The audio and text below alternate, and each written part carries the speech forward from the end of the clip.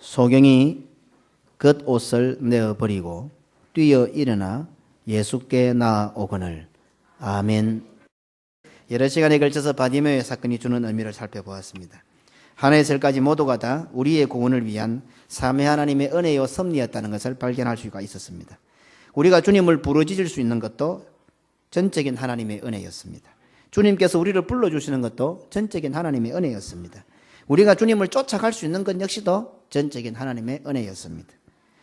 특히 지금 바디메오의 사건이 발생한 시점, 이 바디메오의 사건이 지금 어떤 때에 발생했는가 하는 것은 매우 중요한 의미가 있습니다.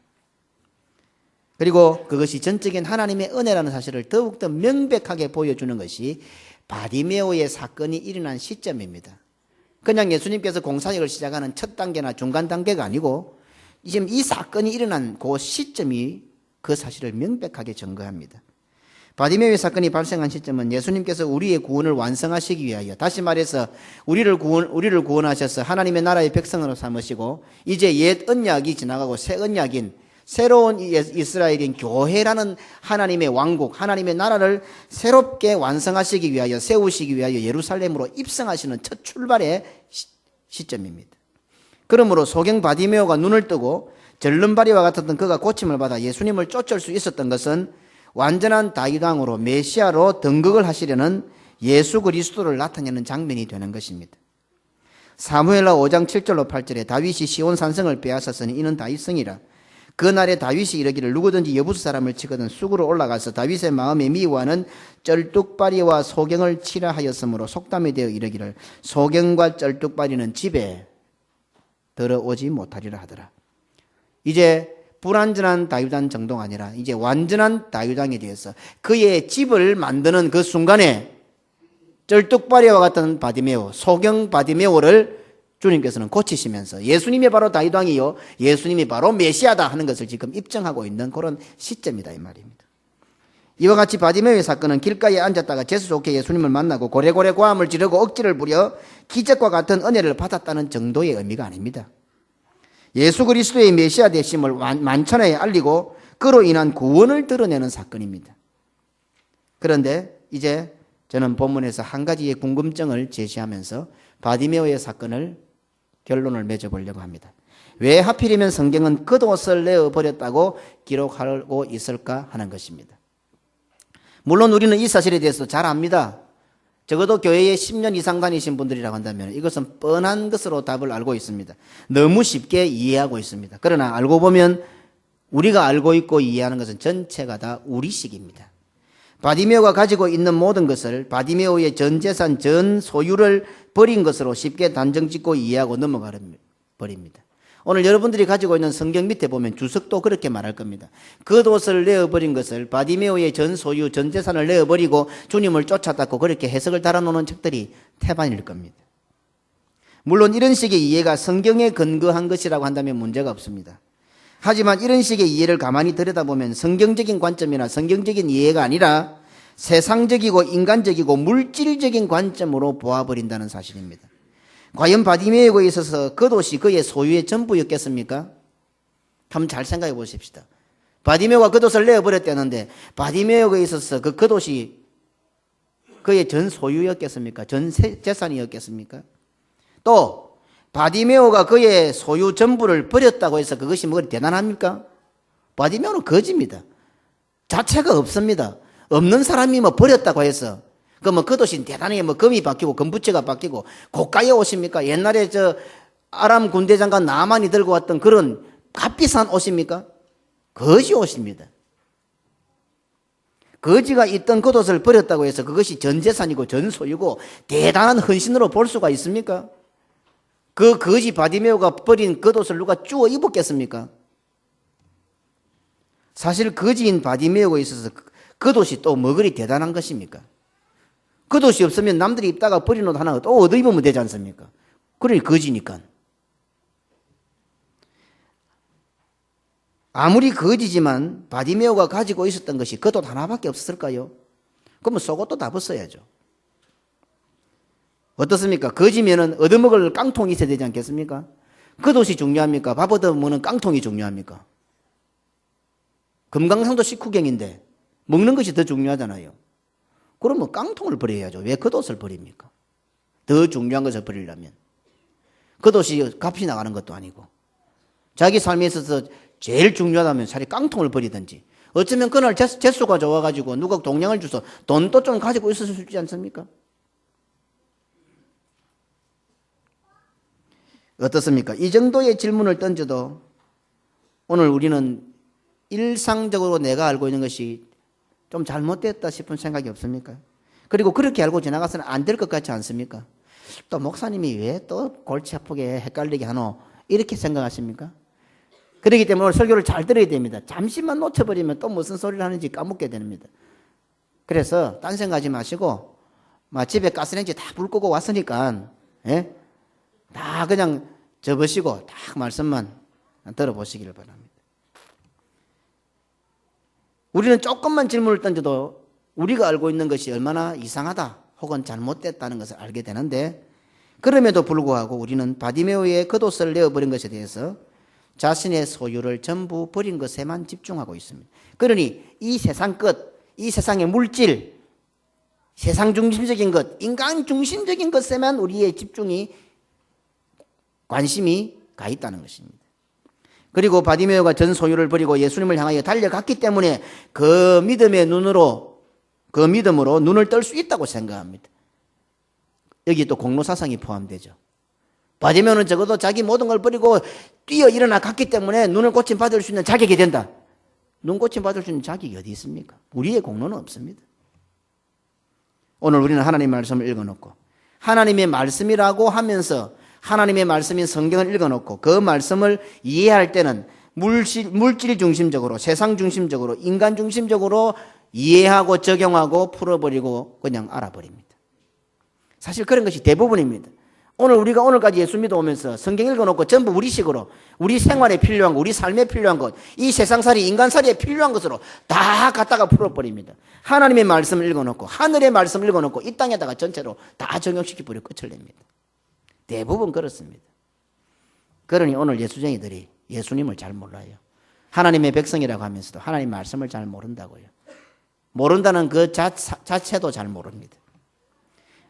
우리는 이와 같이 의식하지 못하는 가운데 하나님의 말씀을 인간 중심적으로 이해해버리는 우리식의 신앙, 우리 나름대로의 신앙, 게하시와 같은 신앙으로 굳어져 있습니다. 그래서 어쩌면 우리는 다 지금 문둥병자들이 되어 있는지도 모릅니다. 그러면서도 우리는 평생을 그렇게 믿어왔기에 그것을 아주 대단한 신앙으로 여깁니다. 성경은 바디메오를 나타내는 책이 아닙니다. 본문은 바디메오를 통해서 우리의 구원을 위한 하나님의 뜻을 나타내는 책입니다. 그렇다고 한다면 바디메오가 거지라는 부분에서도, 바디메오가 혹은 겉옷을 내어버렸다는 부분에서도 바디메오의 신분이 어떻다 혹은 바디메오의 결단이 어떻다, 이런 것을 우리가 알아야 하기 이전에 먼저 우리의 구원을 위한 하나님의 뜻을 발견하고 하나님의 뜻을 찾는 것이 우선이란 말입니다. 그게 성경입니다. 특별히 지금 바디메오의 사건이 일어나는 시점이 어떠합니까? 예수님께서 우리의 구원을 완성하기 위하여 예수님께서 예루살렘으로 입성하시는 순간입니다. 삼위 하나님의 구원 역사가 완성되려고 하는, 하나님의 나라가 세워지려고 하는 매우 중요한 시점입니다. 세상적이와 인간적인 안목으로 본다면 예수님께서 예루살렘으로 올라가시는 것이 죄인이 되고 실패자가 되어 십자가를 지시고 비참하게 죽으시는 것이 됩니다. 하지만 그것을 영의 눈으로 본다면 그것은 곧 우리의 구원을 완성하는 길이 되고 하나님의 나라인 교회를 세우는 길이 됩니다. 배교한 옛 언약의 백성들, 장자권을 팥죽한거룩에 팔아버린 이스라엘을 심판하고 예수 그리스도를 구주로 믿어 구원 얻은 백성들을 새롭게 세워 하나님의 나라의 백성으로 삼는 새로운 나라, 새로운 왕국, 새로운 하나님의 나라, 새로운 세상의 첫걸음을 떼는 순간이 바로 이 장면입니다. 바로 그와 같은 순간에 모든 사람들은 예수님께서 메시아 되신다는 사실에 눈이 감겨져 있습니다. 바로 그때 소경이요 거지였던 바디메오가 다윗의 자손이여 라고 부르짖었던 것입니다. 그리하였기에 예수님께서는 그 부르짖음에 반응하셨고, 많은 사람들이 잠잠하라고 꾸짖었고 방해했지만 그 모든 것을 물리치고 예수님은 바디메오의 부르짖음에 반응하셨고, 그리고 바디메오는 예수님께서 부르신다는 그 소리에 겉옷을 내어버리고 뛰어 일어나 예수님께로 나아가게 된 것입니다. 그러니 바디메오가 겉옷을 내어버렸다는 사실은 우리의 구원을 완성하시는 첫걸음, 하나님의 나라가 새롭게 세워지는 그 일과 결코 무관하지 않다는 것을 우리가 우선적으로 알아야 합니다.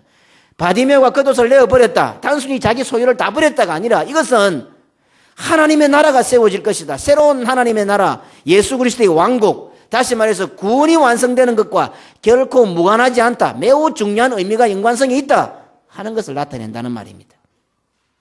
그러면 이제 우리는 바디메오가 거지라는 신분이 주는 의미 하나와 왜 하필이면 겉옷을 내어버렸을까 하는 두 가지의 질문을 던져놓고 오늘 말씀을 살펴보십시다. 우리는 바디메오가 소경이요 거지라는 사실에서 이 자리에 앉아있는 우리 모두가 다 소경이었고 거지였지만 이제 눈을 뜨게 되었고 천국 백성이 되었다는 사실을 깨달을 수가 있었습니다. 하지만 오늘은 바디메오의 신분에 대해서 겉옷을 내어버렸다는 사실과 연관이 되어 어떤 의미가 있는지, 그냥 단순하게 거지였고 소경이었던 그런 신분 말고 바디메오가 겉옷을 벗어버려 내어버린 것과 관련된 신분을 한번 알아보자 이 말입니다. 바디메오가 소경이요 거지라는 신분이 주는 의미는 바디메오가 겉옷을 내어버린 것에 대한 의미를 살펴본다면 저절로 답이 나올 것입니다. 그러면 이제 바디메오가 겉옷을 내어버린 것이 어떤 의미가 있는지 살펴보십시다. 먼저 우리는 겉옷이 의미하는 것이 무엇인지 성경에서 살펴야 합니다. 항상 우리는 답을, 문질문을 던져놓고 답은 성경에 찾아야 됩니다. 하나님께서 지으신 창조물의 절정인 인간은 하나님 보시기에 좋은 정도가 아니었고 심히 좋은 상태였습니다. 그러니 하나님께서 보시기에 심히 좋은 상태의 인간은 어땠습니까? 벌거벗은 상태였습니다. 처음에 하나님께서 인간을 만들어 놓으시고 보시기에 심히 좋았다. 모든 창조물의 최고 절정이었습니다. 그러나 그 상태는 어땠습니까? 벌거벗은 상태였습니다.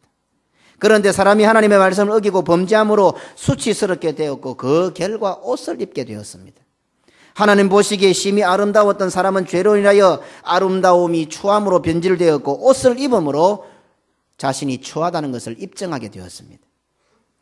옷은 죄가 있는 인간이 범죄했다는 이제 증거가 됩니다. 그리고 이 옷은 범죄한 인간에게 주어진 일종의 벌이 되고 또한 어떤 의미에서는 더러움을 가려주는 은혜의 방편이기도 합니다. 창세기 3장 21절에 여호와 하나님이 아담과 그 아내를 위하여 가죽 옷을 지어 입히시니라. 이 말씀도 우리가 한번 살펴볼 기회가 있을지 모르겠습니다.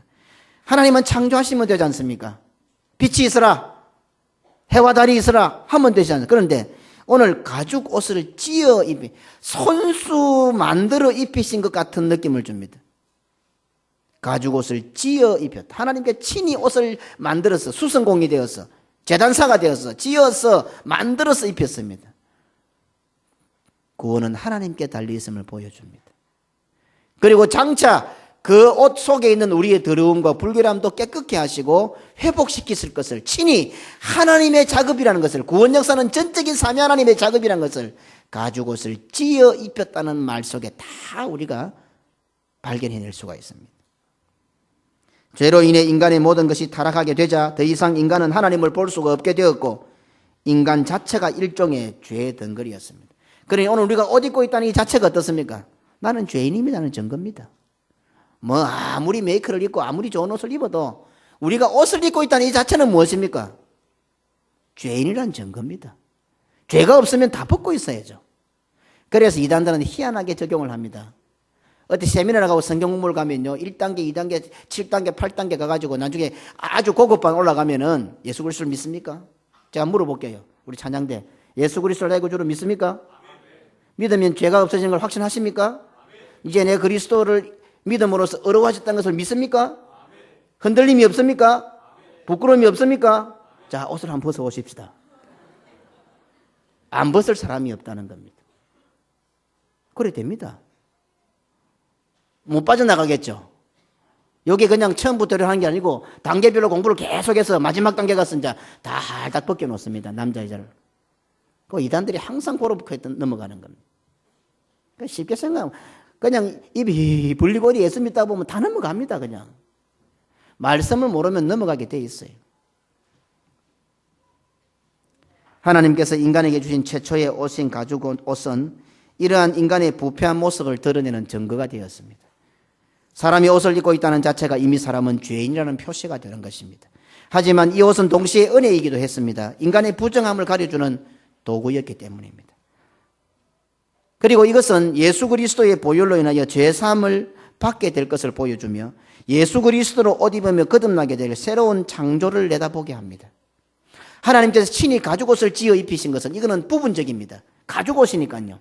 그러나 이제 장차 이 가죽옷은 예수 그리스도의 옷이라는 옷으로 우리가 갈아입을 때는 완전한 옷으로 완전히 우리의 수치와 더러움이 없어질 것을 내다보게 하는 아주 중요한 말씀입니다. 그러므로 바디메오의 전 재산, 전 소유 정도로만 이해하고 넘어갔던 겉옷 역시 우리의 범죄한 신분을 깨닫게 해주는 것이 된단 말입니다. 그냥 바디메오의 결단이 어떻고 바디메오의 믿음이 어떻고가 아니라 겉옷을 내어버렸다는 것은 우리의 신분을 보여주는 겁니다. 범죄한 우리의 본분을 보여주는 것입니다.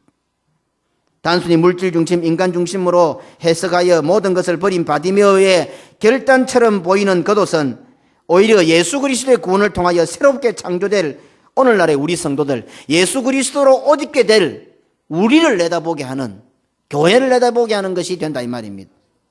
하나님께서는 비록 인간이 범죄하고 더러워졌지만 창조 시에 아름다운 모습으로 깨끗해지시기를 바라셨고 기다리고 또 기다리셨습니다.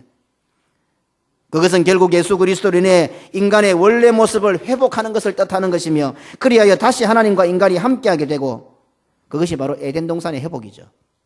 그것이 하나님의 목표였습니다. 다시 이전 아담과 하와가 에덴 동산에서 하나님과 함께 있었던 것처럼 오늘 이렇게 교회를 만드시고 이 교회 속에서 성령 하나님이 내주하시면서 하나님과 함께 거하는 새로운 에덴 동산, 새로운 하나님의 나라를 만들어 가시는 것이 바로 삼위 하나님의 목표였습니다. 그래서 하나님께서는 하나님의 백성에게 옷에 대한 규례를 주셨습니다. 일반 백성의 겉옷과 직분자의 겉옷에 대한 규례가 성경에는 상세하게 나타나 있습니다. 그리고 각자 그에 대한 매우 중요한 의미가 있고 또 의미가 다 다릅니다. 그런데 이 시간 그것을 다 살핀다면 너무 길어질 것 같습니다. 그래서 옷에 대한 구체적인 직분자에 대한 옷, 여러 가지 제사장의 옷, 그런 모든 옷에 대한 규례를 오늘은 생각하지 아니하고 아주 단순하게 오늘 본문에 의하여서 뜻하는 그 의미만 살펴보도록 그렇게 하겠습니다. 민수기 15장 37절로 41절입니다. 우리 한 절씩 교독하십시다. 여호와께서 모세에게 일러 가라사대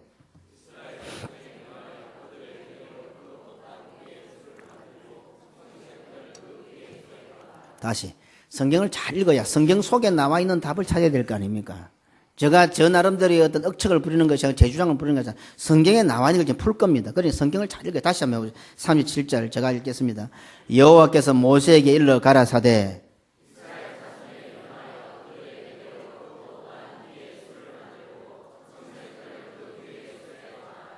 옷단 귀, 옷 끝자락이죠. 거기에다가 술을 달아라. 술이 뭡니까?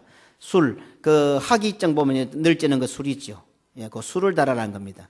우리나라 사람들은 그 술을 참 좋아합니다. 밖에 나갈 때에 도포를 입을 도포 끝에 묶는 것도 술이고 또 저 어디고 그 좀 어르신들은 농 손자리에 달아놓는 것도 술이고 다 술입니다. 술을 다는 겁니다. 그런 문화가 어디서 왔을까요? 그리고 그 술에다가 청색끈을 더하라 이렇게 표현되어 있습니다. 39절 이 술은 왜 그렇게 하라 이 말입니까?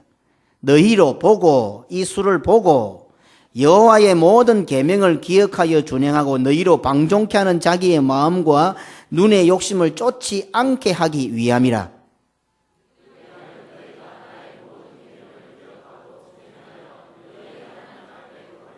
보십시오. 옷을 입었다는 자체는 더럽습니다.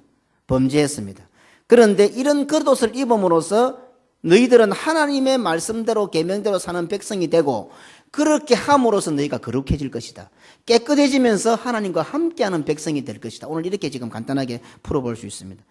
같이 읽으십시다. 나는 너희의 하나님이 되려 하여 너희를 애굽 땅에서 인도하여 낸 여호와 너희 하나님이니라. 나는 여호와 너희 하나님이니라. 아멘. 옷에 대한 겉옷에 대한 규례입니다. 신명기 22장 12절에도 나옵니다. 우리 함께 읽으십시다. 시작. 입는 겉옷 내 귀에 술을 만들지니라. 두 개가 연결시켜 보십시다. 조금 전에 읽었던 민수기와 또 신명기에 나오는 말씀 옷당 끝에 술을 달았는데 내 귀에 달아라 했습니다. 그러니까 온통 다 다는 게 아니고 내 귀에 술을 달고 술을 달되 청색 끈을 첨가라 이랬습니다. 이스라엘 사람들이 입어야 하는 겉옷에는 옷단 네 귀에 술을 달아야 합니다. 이스라엘 백성들은 나갈 때마다 이제 겉옷을 입어야 되고 다른 나라 사람하고는 전혀 다른 이상한 술을 달고 있는 겉옷을 입고 나가야 합니다. 이것은 무엇입니까? 만국 열국 백성 가운데서 이스라엘 백성만이 하나님의 백성이라는 사실을 눈으로 딱 보여주는 표시입니다. 겉옷 네 귀에 달린 술만 보더라도 이스라엘 백성인 것을 알 수 있고 그것은 곧 하나님의 계명을 지키는 사람들이다 하는 증거가 됩니다.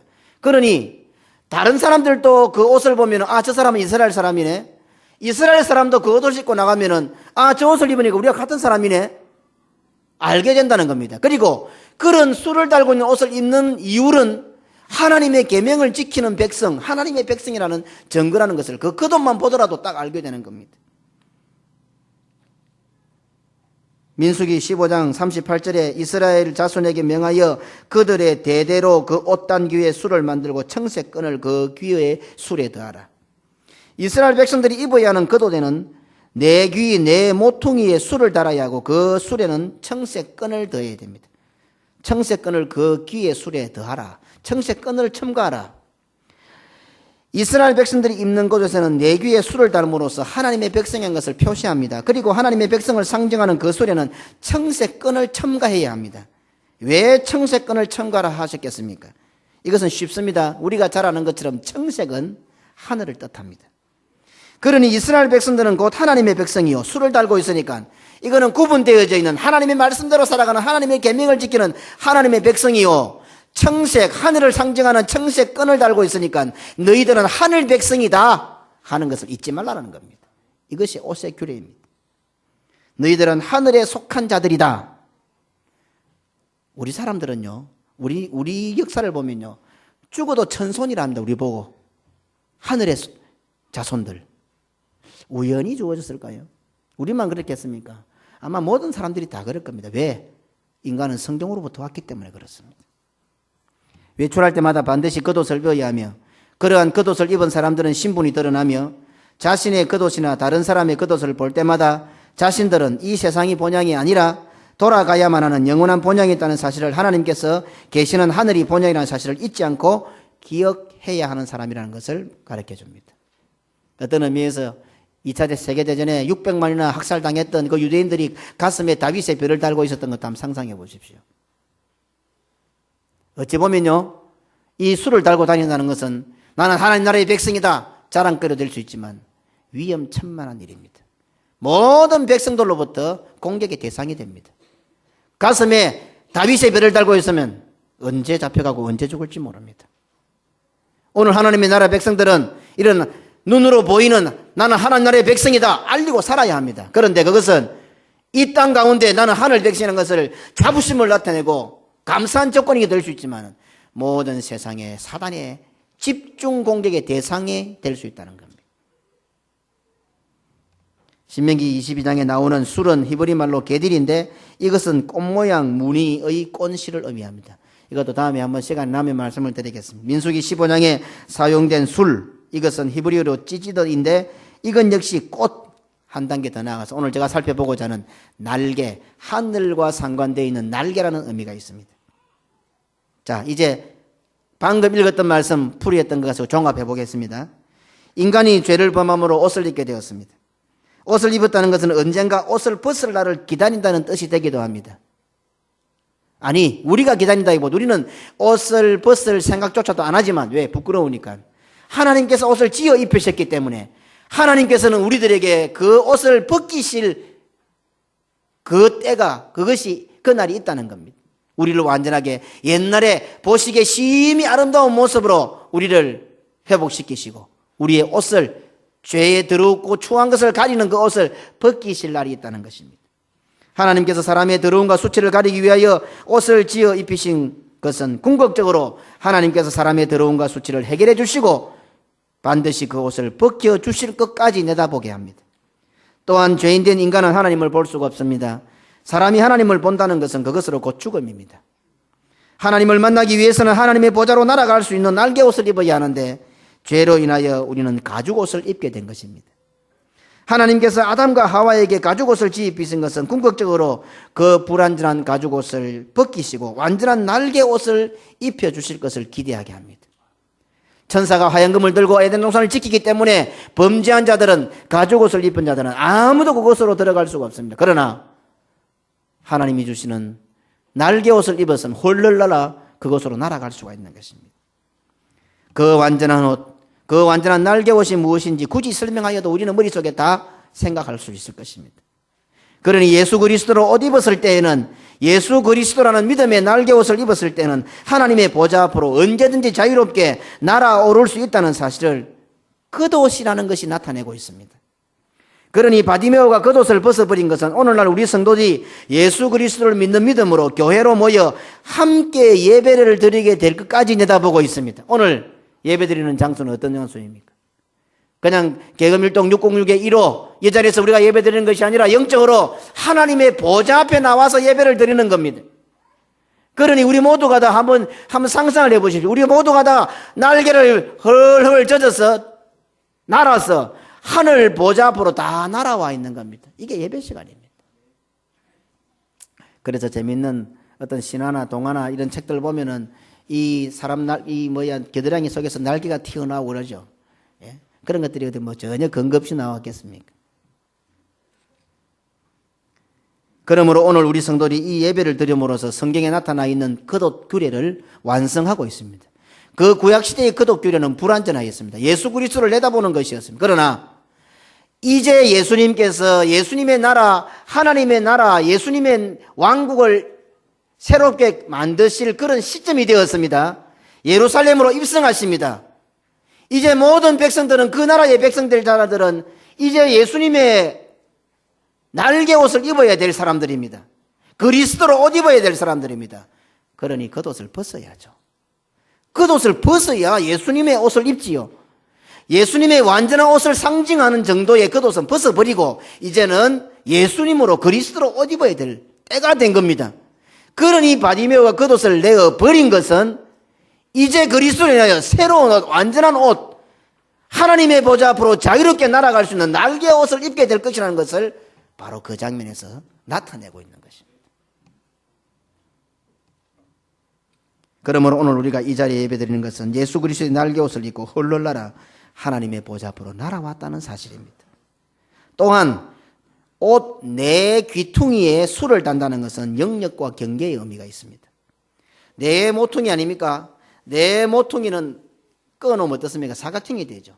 성경의 사자라는 것은요, 일종의 영역이라는 뜻입니다. 영역.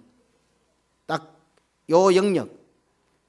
그 동물들이, 사자들이 어디 갈 때마다 자기 영역 표시하죠.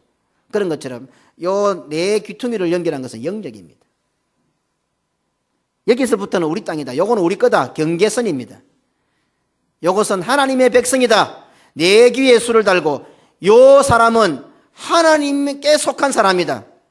하나님의 나라다. 하나님의 영역이다. 하나님께서 치리하고 다스리는 하나님이 왕으로 계신 왕국의 영역이다. 그러니 그 겉옷을 입은 자는 하나님의 백성, 하늘의 백성이라는 표시가 되고 확정이 되는 것입니다. 그러니 겉옷이 가지고 있는 이러한 의미는 이스라엘 백성들이, 오늘 우리 성도들이 하늘 백성이라는 사실을 가르쳐주고 있습니다. 비록 이 땅에 살고 있지만 이 땅 백성이 아니라는 사실을 의미합니다. 이 땅에서 천년만년 이 땅의 것을 추구하며 이 땅의 것을 목적하고 살 자들이 아니라 하늘에서 영원히 살 자들이며 하늘의 뜻, 하나님의 뜻을 추구하고 목적하며 살아야 하는 자들이다 하는 뜻이 이곳에 담겨져 있습니다. 이제 결론을 맺어보도록 하겠습니다. 바디메오가 겉옷을 벗었다고 말씀하지 아니하고 겉옷을 내어버렸다고 기록하고 있습니다. 그러니 성경의 표현 한마디 한마디가 얼마나 섬세하게 우리의 구원을 위해서 기록되어 있는지 알아야 됩니다. 쉽게 우리식으로 이해하고 쉽게 그냥 내 살아가는 삶에 조그마한 내 생활에 필요한 것에다가 딱 적용시켜서 그냥 그렇게 사는 것이 아니라 이 성경의 한마디 한마디는 얼마나 섬세하게 우리의 구원을 위해서, 바디메오가 단순히 겉옷을 벗었다가 아니고 내어버렸다, 내어버리고 주님을 쫓아갔다 했습니다. 이제는 겉옷을 버려야 합니다. 외출할 때마다 입기 위하여 벗어놓고 더러워지면 빨고 세탁하는 차원이 아닙니다. 아예 버려야 합니다. 다시는 찾아 입을 생각도 해서는 안 됩니다. 생각날 때마다 옛날에 애굽에서의 휘황찬란한 생각을 생각하고 고기 먹던 걸 생각하고 애굽으로 돌아가야 되겠다 이렇게 생각해서는 안 된단 말입니다. 아예 우리는 홍해를 건너온 자들이고 이제는 겉옷을 벗어버리고 버려버려야 됩니다. 다시는 못 주워 입도록. 완전한 옷을 기다리고 상징하는 부분적이고 불완전한 겉옷은 더 이상 필요 없습니다. 입고 나면 더러워지고 빨아야 하는 부분적이고 불완전한 겉옷은 이제 더 이상 필요 없습니다. 그러니 예수님께서 예루살렘으로 입성하시는 이 시점에 바디메오가 겉옷을 내어버렸다는 말씀은 완전한 겉옷을 입게 될 것이라는 사실을 암시하고 있습니다. 예수 그리스도를 내다보도록 주어졌던 불완전하고 부분적인 율법의 옷을 벗어버리고 완전하고 온전한 옷을 입게 된다는 뜻이 됩니다. 이제 예수님께서 예루살렘으로 입성하셔서 구원을 완성하시고 하나님의 나라를 세우시게 될 겁니다. 그리고 예수님께서는 그 나라의 왕으로 등극하시게 될 겁니다. 그러므로 이제 그 완전한 옷을 상징하는 부분적인 옷, 불완전한 옷, 미완성의 옷, 겉옷은 버려져야 할 때가 되었다는 것을 뜻합니다. 바로 그 사실을 가르쳐주기 위하여 성경은 바디메오가 겉옷을 벗어버렸다고 기록하고 있습니다. 그렇다고 해서 바디메오가 겉옷을 벗어버리고 내어버린 것은 단순히 율법을 부정하는 차원이 아닙니다. 율법을 버리라는 것이 아닙니다. 예수 그리스도로 옷 입게 되므로 부분적이고 불완전한 율법이 완성되었다는 것을 뜻합니다. 이제 우리는 거지라는 바디메오의 신분이 주는 의미도 무엇인지 알 수 있게 되었습니다. 단순하게 바디메오가 거지고 소경이었다 이 정도가 아니라 이제 이 겉옷과 관련지어서 더 의미 있는 신분을 깨닫게 되었습니다. 이스라엘은 열방 가운데서 하나님의 백성으로 선택을 받아 하나님과의 교제의 특권을 누렸습니다. 하지만 배교하고 불순종한 이스라엘은 자신의 주장과는 정반대로 실제로는 소경이 되어 있었고 거지가 되어 있었던 것입니다. 그래서 바디메오의 사건은 우선적으로 소경이요 거지 되어 있는 이스라엘이 바디메오처럼 회복되어지기를 바라시는 하나님의 사랑이 담겨져 있는 메시지입니다. 심판을 목적에 둔 이스라엘에게 다시 한번 기회를 제공하시는 사랑의 하나님을 너무도 분명하게 발견할 수 있게 하는 것이 바로 이 바디메오의 사건이요, 바디메오가 겉옷을 벗고 있는 사건입니다. 그러기에 이 사건은 바디메오가 겉옷을 내어버리는 것은 또 한편으로 매우 무서운 심판과 경고의 말씀입니다. 왜 그렇습니까? 새로 완전한 옷을 입지 않으면 겉옷이 되어서 벗겨져 버려지듯이 너희들도 버려질 것이다. 계속하여 겉옷을 입고 있는 너희들은 겉옷을 벗어 버리듯이 겉옷과 함께 너희들이 버려질 것이다 하는 것을 말씀하는 경고의 말씀이요 심판의 말씀이기 때문에 그렇습니다. 끝까지 회개하지 않고 돌이키지 않을 시에는 겉옷이 벗겨져 버려지듯이 완전히 버려지게 될 것을 경고하는 무서운 심판의 메시지가 함께 담겨져 있는 것입니다.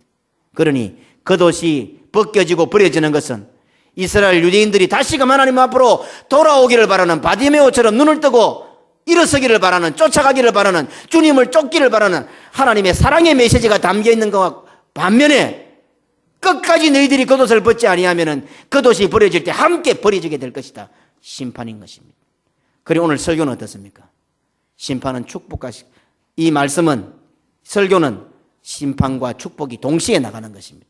오늘 믿음을 가지고 하나님 말씀에 아멘하는 사람은 축복에 거하게 되고 광명에 거하게 되고 믿음으로 아멘하지 않고 불신에 거하는 사람은 흑암에 내어 쫓기게 되고 버려지게 되는 심판을 당하게 되는 것입니다. 오늘까지 우리들은 바디메오가 겉옷을 벗어버린 것에 대하여 자신의 전 재산, 자신의 전 소유를 포기하는 것 정도로 알았습니다. 이러한 사실은 우리가 하나님의 말씀을 우리 중심으로 보고 우리 중심으로 해석하고 우리 중심으로 적용한다는 증거입니다. 이와 같은 상태는 예수님 당시에 유대인들, 서기관과 바리새인들, 대제사장들과 똑같은 신앙이요, 똑같은 입장입니다. 하나님의 말씀에 근거한 신앙을 가지지 아니하고 우리식의 신앙과 우리식의 믿음에 사로잡혀 있다가는 겉옷이 벗겨져 버려졌던 이스라엘 백성들처럼 완전히 벗겨져 버림을 당하게 될지도 모릅니다.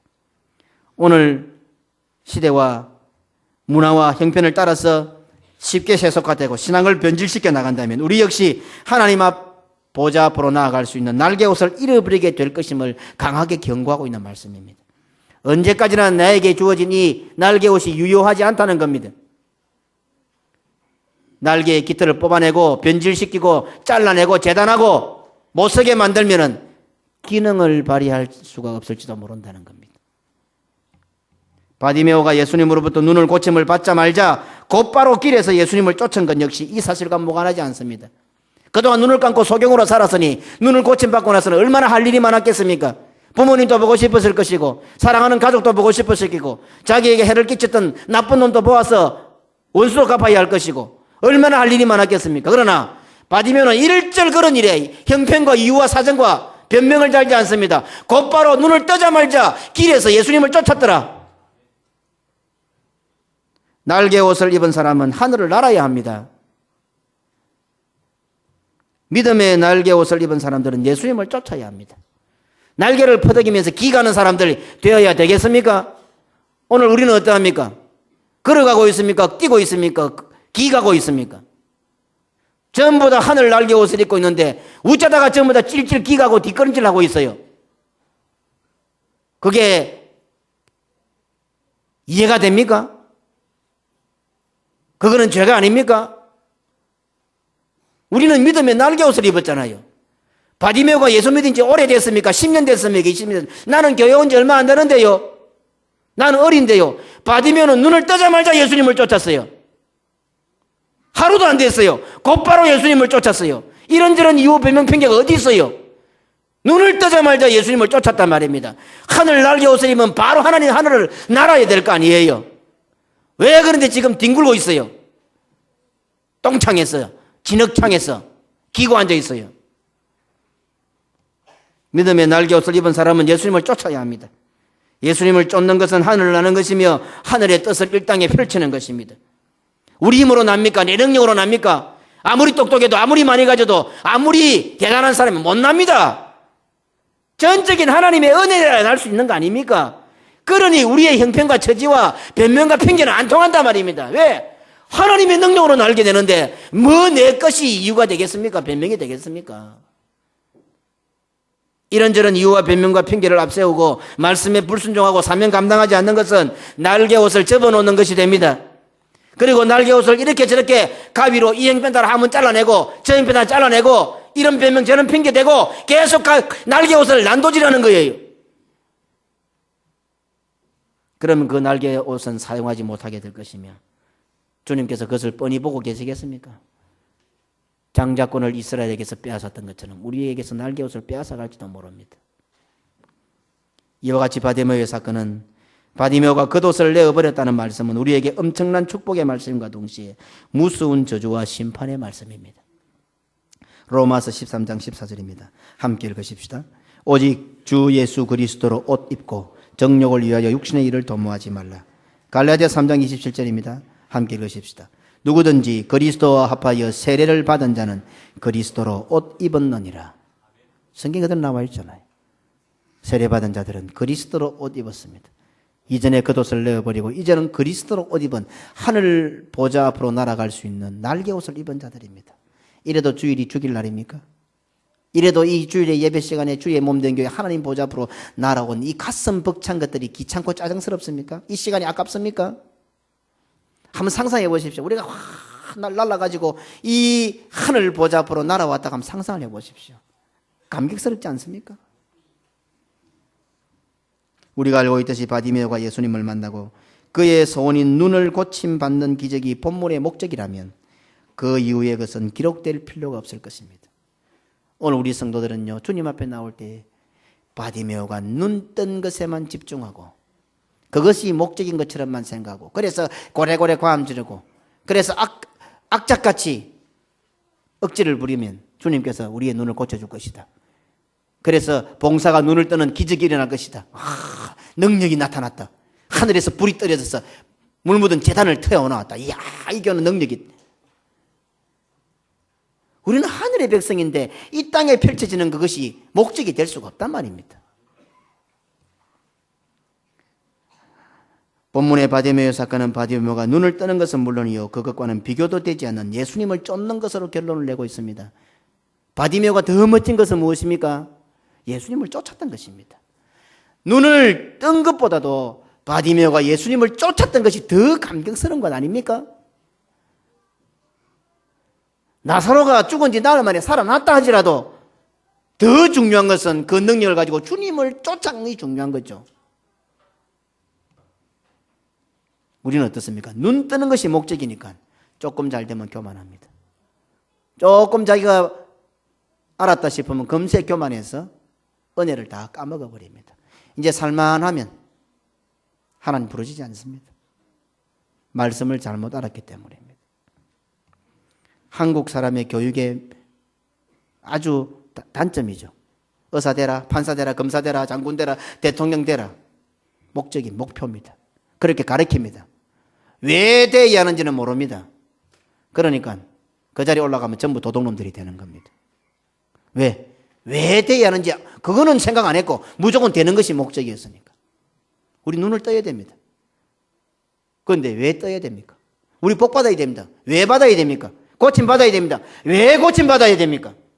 우리 이 땅에서 영원히 살 사람도 아닌데 뭐 건강하게 사나 병신으로 사나 잠시 살다가 우리의 영원한 본향으로 갈 건데 왜 우리가 이 땅에서 고침받고 왜 우리가 이 땅에서 소원이 응답되고 왜 우리가 이 땅에서 잘 되어야 되고 복 받아야 됩니까? 성공해야 됩니까?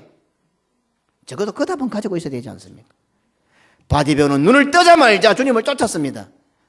좀 잘 되면요 회사 잘 되고 사업 잘 되고 좀 좋아지면 천만에 그 다음 시간은 당신 게 아니에요. 하나님께서 우리에게 주신 것은 지금이란 말이에요. 지금 결단하고 지금 충성하고 지금 헌신해야 되지. 내일 내 겁니까 그게요? 주님이 안 주시면 어떡할래요?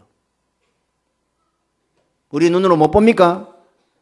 내일하고는 상관이 없습니까? 나는 안 그럴 것이라고 스스로 위로하십니까? 착각하지 마십시오. 하나님께서 나에게 주신 기회는 바로 오늘입니다. Today is God's gift. 오늘은 하나님의 선물이다. 위대한 선물입니다. 그러기에 우리는 복받은 사람들. 왜? 우리에게는 기회가 있기 때문입니다. 오늘 사랑하십시오. 오늘 충성하십시오. 오늘 회개하십시오. 오늘 열심을 다하십시오. 그런 사람에게 내일이 희망이 있습니다. 하나님, 내 사업 잘 되면, 몸 건강해지면, 어떻게 되면 그때 열심히 하겠습니다. 그 사람 못합니다. 거의 다 못합니다. 어려울 때 찌끔하는 사람은 잘 되면 더 잘할 수 있습니다.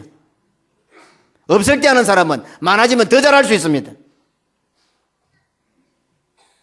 어르신들 어떻습니까? 한평생 살아보니까 먹고 남을 때가 하루라도 있습니까? 솔직히 먹고 남는 때가 하루라도 있습니까? 뻔히 알면서도 왜 그런 생각을 하고 있습니까? 없습니까? 없기 때문에 지금 충성해야 됩니다. 부족합니까? 부족하기 때문에 오늘 우리가 헌신해야 됩니다. 바디메오는 눈을 뜨자마자 주님을 쫓았습니다. 이것은 오늘 우리들이 영의 눈을 뜨고 구원을 얻어 예수 그리스도 옷 입고 믿음의 날개옷을 입고 예수 그리스도의 보혈의 날개옷을 입고 훨훨 날아 하나님의 보좌 앞으로 나오게 된 것을 깨닫게 합니다. 오늘 우리들이 이 땅을 살면서 필요한 것들을 응답받는 것이 예배의 목적이 될 수가 없습니다. 그리고 주님을 쫓는데도 그 어떤 이유나 변명이나 핑계도 있어서는 이제 안 됩니다. 그런 사람들은 교회의 기둥이 될 수가 없습니다. 교회의 기둥들은 빠져나갈 수가 없습니다. 그러나 교회의 기둥이 아닌 사람들은 기분 나쁘면 빠져나갑니다. 지 마음에 안 맞으면 빠져나갑니다. 속상하면 빠져나갑니다. 기둥이 없는데 어떻게 교회가 부흥할까요? 오늘 얘기 앉은 우리 성도들은 적어도 앞으로 10년 후 20년 후 우리 교회가 하나님 주신 이 큰 사명을 이루기 위해서 적어도 여기 있는 우리들은 기둥이 되어야 됩니다. 화려한 이런 불빛이 되려고 노력하지 말고 이 교회를 세우는 든든한 기둥이 되어야 하나님께서 우리에게 주신 이런 아름다운 비전들을 이루어갈 것 아닙니까? 모두가 다 물론 다 필요합니다. 창문도 필요하고 벽도 필요하고 다 필요하지만 이제 우리 모든 성도들에게 제가 목회자로서 명령을 하겠습니다. 여기 있는 모든 성도는 적어도 오늘 이 자리에 앉은 우리 모든 성도들은 앞으로 부산개금교회를 세워가는 든든한 기둥들이 되어야 합니다. 성전의 기둥들이 되시기를 주의 이름으로 축원합니다. 그리 안 되면 우리 교회는 희망이 없습니다. 눈을 뜨자마자 주님을 쫓았습니다. 바디메오는 예수 믿은 지 10년이 된 것도 아니고 20년이 된 것도 아닙니다. 눈을 뜨자마자 곧바로 주님을 쫓았습니다. 오늘 처음 교회 나오신 분 있습니까? 처음 나왔다고 변명하지 마십시오. 오래 믿었다고 해서 믿음 있는 거 아닙니다. 믿음은 하나님의 선물이요. 전적인 하나님의 은혜입니다. 바로 지금 오늘 들은 말씀을 가지고 이제 예배 마치고 나면 바로 실천하십시오. 주님을 쫓으십시오. 주님께서 하셨던 것처럼 자기를 헌신하고 희생하고 사랑하셨던 것처럼 오늘도 한번 그렇게 실천해 보십시오. 우리의 형편과 처지와 능력 때문에가 아니라 예수 그리스도의 날개옷 때문에 오늘 헐헐 날아서 이 예배의 자리로 하나님 보좌 앞에 날아오지 않았습니까? 어떻습니까? 겨드랑이치 좀 건질건질 안 합니까? 뭔가 좀 날아온 거가 안 같습니까? 어디까지 이게 한 교훈이니까네. 우리 한번 이래 팔을 옆으로 쭉 한번 뻗어보십시오. 안 잊어버리도록. 팔을 쭉. 지금 김태형 목사는 벌써 적고 있는데 이렇게. 멋있지 않습니까? 우리가 이렇게 그리스도의 보혈의 날개옷을 입고. 자, 옆 사람 어깨 한번 두드려 주십시오. 날개짓 하다 보면 힘들겠지. 예? 서로 잘 날아야지. 예? 오늘 우리 모두 다 예수 그리스도를 나의 구주로 믿는 백성들이 되었고, 오늘 우리가 그리스도의 보혈의 날개옷을 입고 이 하늘 보좌까지 날아왔습니다. 곧바로 주님을 쫓아야 합니다. 이유와 변명과 편견은 더 이상 우리에게 통하지 않는 자들이 되어야 됩니다. 이제는 우리는 모두가 다 이 교회의 든든한 교회 이름도 바꾸고, 부산계금교회로 주님께서 우리 이름을 바꿔주셨고, 이 교회의 든든한 기둥이 되기를 기대하고 계십니다. 날개를 힘차게 젖으십시다. 참새들처럼 파닥파닥 하지 말고, 예? 날마다 붙어나오면 어디 막 물이나 튕기나면 파닥파닥 이러지 말고 좀 탁 독수리처럼, 예? 날개를 쫙 펴고 말이야. 한 번 떴으면 창공을 쏟아들어. 예? 이와 같은 믿음의 삶을 살아가는 우리 모든 부산계경교회 성도들이 되시기를 주님의 이름으로 축원합니다. 아멘. 우리 주 예수 그리스도의 은혜와 아버지 하나님의 무한하신 사랑과 성령의 교통, 위로, 축복, 인도하심이 이제 불완전하고 부분적인 겉옷을 벗어버리고 우리의 잘못된 고집과 아집과 또 우리식의 신앙을 다 벗어버리고 말씀에 근거하여 예수 그리스도를 옷 입고 하늘의 날개 옷을 입어 주님의 보좌 앞으로 날마다 자유롭게 날아가기를 소원하며 그 날개를 젖어 이 땅을 하나님의 뜻을 이루는 사명터로 생각하고 세계를 교훈하여 복음 전하기로 작정하는 우리 모든 성도들 머리 위에 영원토록 함께 있을지어다. 아멘.